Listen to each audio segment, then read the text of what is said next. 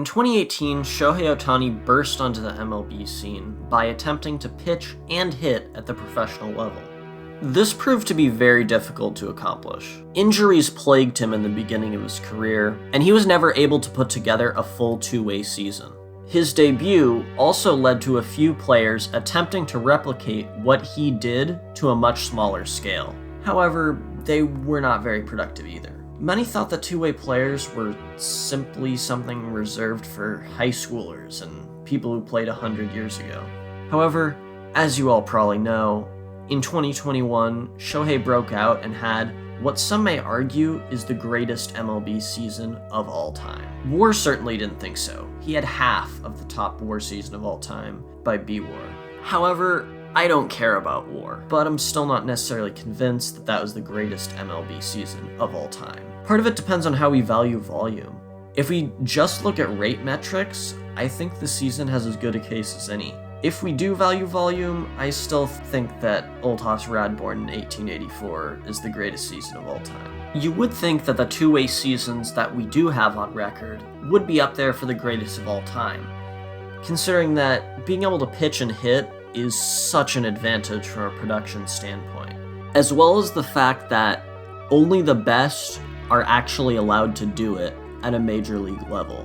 So today I want to look at two-way players in a vacuum.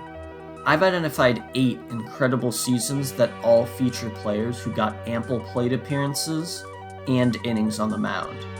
We're going to identify the best two-way season of all time.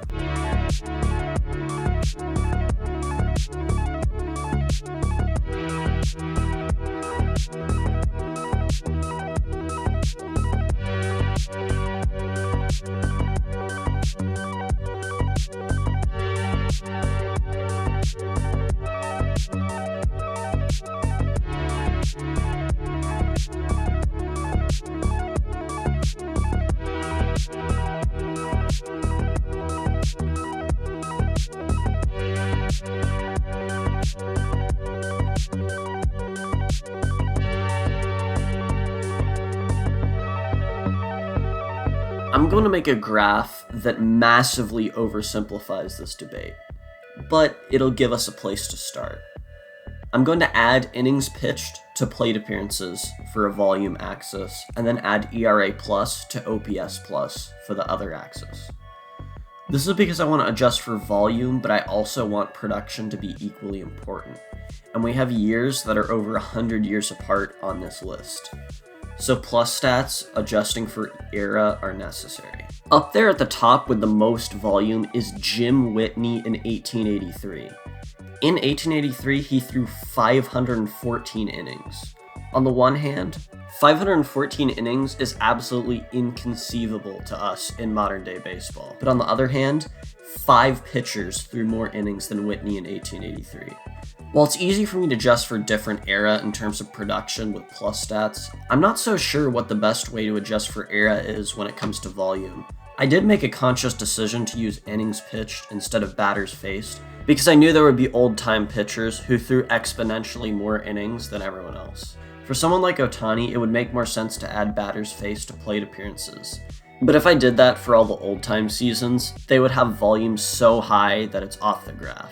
Either way, Whitney threw a lot of innings, and on top of that, he put up a 2.24 ERA. But that was actually not even 40% better than the league average at the time, comparable to 2021 Julio Urias. So a great pitching season, but not necessarily Cy Young material. This demonstrates how adjusting for era is necessary. 2.24 would have led the league in ERA 3 of the last 5 full seasons. However, that was only 5th in ERA in 1883. However, being 6th in innings pitched and 5th in ERA is not anything to be scoffed at, especially when you can also hit. Jim slashed 281, 323, 433, and 434 plate appearances for a 123 OPS plus. In 2021, a 755 OPS would have put you at about league average. So far this year, when I'm writing this, there's been a massive drop-off in offensive production, and now 750 OPS puts you close to 20% above the league average. This again demonstrates how adjusting for era is definitely necessary. Jim's season was most definitely a very productive one on both the offensive and pitching side of the ball. 20% and 40% above average in the most volume any two-way player has put up is nice. But what about the best season on a rate basis? The one furthest right is Bullet Rogan in 1921. One thing I need to preface this with is that Negro League stats are incomplete, and that will definitely factor into the argument for this season being the best. Only about 73% of Negro League games were documented, so we have to work with what we have. Rogan only threw 200 innings, which in 1921 is not that much. However, he put up a 1.72 ERA.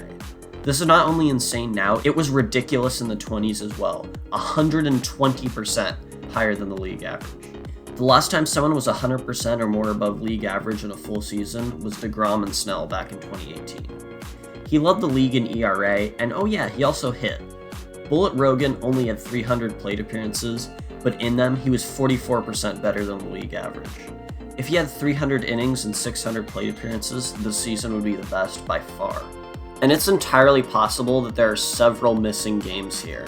The problem is, we don't know how many, and we don't know whether it would have improved or hurt his rate-based metrics. So, obviously these two seasons are nowhere near top in the other area.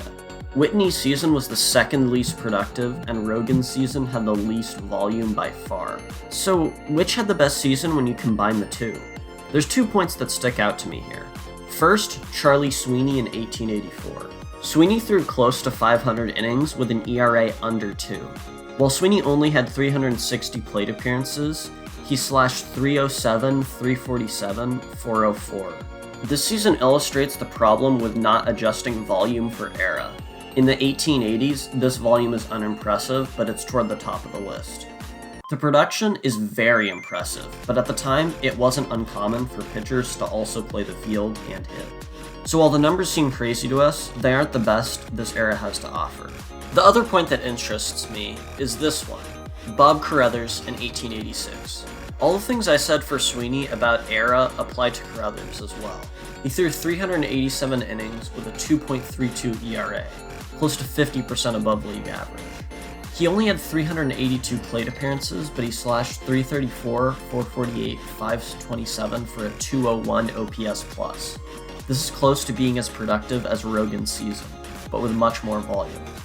Obviously, the point of potential incorrect record keeping comes into play, as well as the fact that 1920s Negro Leagues are probably much more competitive and taxing on a player than 1880s American Association baseball, and that's why it's difficult to draw an actual conclusion based on statistics, especially when we are looking at players from even slightly different playing environments. Should pre-1900s baseball even count? Should pre-1950s baseball even count?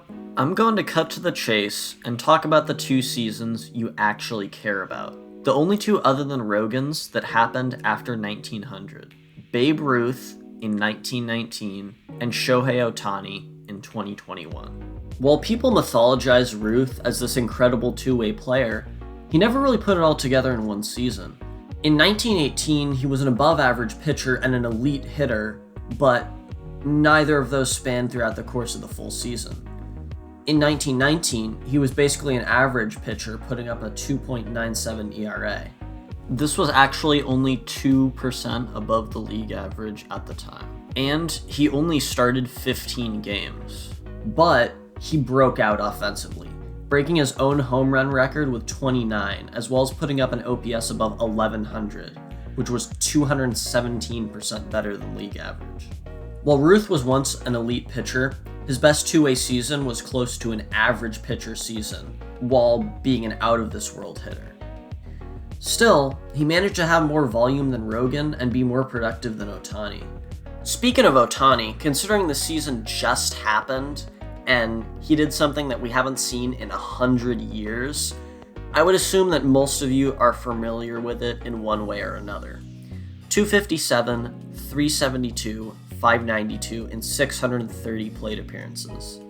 3.18 ERA in 130 innings. Better volume than Rogan and Ruth, but worse production than both. Personally, I think cutting out all seasons before the 20th century is fair. They had some ridiculous rules in place, and playing much more was common. So I took the 3 seasons after 1900s and put them into a graph. Unfortunately, this basically just looks like a line uphill and to the left. There isn't a clear favorite, so we have to take a different approach than just purely statistics. All these players played in different situations: 1920s MLB, 1920s Negro Leagues, and current day MLB. Which is the worst environment for two-way players? Well, we are looking at era-adjusted stats, and if offense is up or down, that will not really affect a two-way player given they both pitch and hit. One conclusion we could draw here is which era is the hardest on two-way players in terms of volume. And I would say modern-day MLB is the clear answer, but I tried to adjust for this by using innings pitched instead of batters faced, and I think it did its job considering Ohtani led these 3 in volume. If I'd chosen batters faced, he would have been close to last given how few innings he threw. So how can we even approach this? Is there any way to meaningfully differentiate between these seasons? Well, at the end of the day, Ohtani's season was 100 years after the other 2.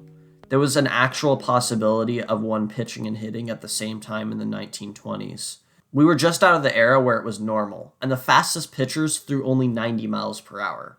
Of course, this could be applied to say that Joey Gallo is a better hitter than Babe Ruth, or whatever modern-day player you want to compare to a player who played back in the day. Basically, it's kind of a cop-out argument. At the end of the day, I just think we should adjust for era, and at the end of the day, these were 2 really good two-way players. And while some have tried, there's only one Ohtani. Thanks for watching.